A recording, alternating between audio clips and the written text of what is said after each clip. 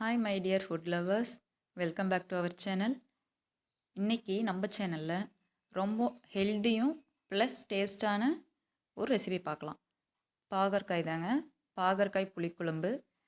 பாகற்காய்ன்னு சொன்னாலே சில பேருக்கு முகம் சொலிப்பாங்க, ஏன்னா அது கசப்பாக இருக்க காய். மோஸ்ட் ஆஃப் த பேருக்கு அது பிடிக்காது.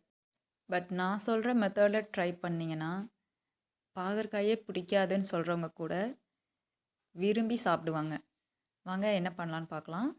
பாகற்காய் ஒரு 1/4 கிலோ அளவுக்கு வாஷ் பண்ணிட்டு பொடியாக நறுக்கி வச்சுருக்கேன். இப்போ கடாயில் எண்ணெய் ஊற்றி, தேவையான அளவு எண்ணெய் ஊற்றி பாகற்காயை நல்லா ஃப்ரை பண்ணிக்கலாம்.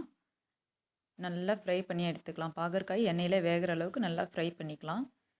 அதை எடுத்துட்டு அதே கடாயில் தேவையான அளவு எண்ணெய் ஊற்றி கடுகு உளுத்தம் பருப்பு போட்டுட்டு அது கூடவே கொஞ்சமாக வெந்தயம், ஒரு 1/4 டீஸ்பூன் ஜீரகம், இதெல்லாம் பொரிஞ்சு வந்த பிறகு ஒரு பூண்டை பொடியாக நறுக்கி வச்சுருக்கோம், அதை ஆட் பண்ணிக்கலாம்.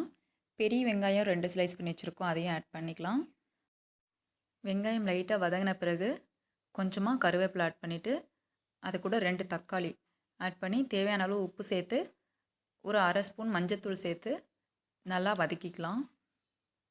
தக்காளி வெங்காயம் எல்லாம் எண்ணெயிலே நல்லா வதங்கணும். அதுக்கப்புறம் தான் நம்ம காய் சேர்க்கணும். தக்காளி வெங்காயம் நல்லா வதங்கி வந்துருச்சு. இப்போது அது கூட மிளகாத்தூள் எவ்வளோ தேவையோ தேவையான அளவு மிளகாய் பொடி போட்டுக்கலாம். மிளகாத்தூள் ஆட் பண்ணிவிட்டு நல்லா கிண்டி விட்டு அடி பிடிக்காமல் கிண்டிட்டு நம்ம வறுத்து வச்சுருக்க காயை ஆட் பண்ணிக்கலாம். காயை ஆட் பண்ணி நல்லா கிளறிட்டு ஒரு லெமன் சைஸ் அளவுக்கு புளி எடுத்து கரைச்சி வச்சுருக்கோம் ஆல்ரெடி. இப்போ அந்த புளி தண்ணியை ஆட் பண்ணிக்கலாம். காய் கொஞ்சம் நேரம் மிளகாத்தூள் தக்காளி வெங்காயத்தோடு அப்சர்வ் ஆகட்டும். அதுக்கப்புறமா புளி தண்ணி ஆட் பண்ணிக்கோங்க. புளி தண்ணி ஆட் பண்ணிவிட்டு உப்பு காரம் எல்லாம் கரெக்டாக இருக்கான்னு பார்த்துக்கலாம். பத்தலைன்னா இப்போவே ஆட் பண்ணிக்கலாம். இப்போ நல்லா இது கொதிக்க விட்டுடலாம். நல்லா கொதித்து காய் வெந்து தண்ணி சுண்டி வரட்டும். பாருங்கள், இந்த அளவுக்கு கெட்டினா வந்துச்சு. இப்போது நம்ம அது கூட ஒரு அரை மூடி அளவுக்கு துருவன தேங்காய் ஆட் பண்ணி கிளறி இறக்கணுன்னா சூப்பரான பாவக்காய் புளிக்குழம்பு ரெடி ஆயிடுச்சு. கண்டிப்பாக ட்ரை பண்ணி பாருங்கள். கொஞ்சம் கூட சர்க்கரையே சேர்க்காமல் கசப்பே இல்லாமல் பாவக்காய் குழம்பு இந்த மாதிரி ட்ரை பண்ணுங்கள். அவ்வளோ சூப்பராக இருக்கும், ஹெல்த்தியும் கூட.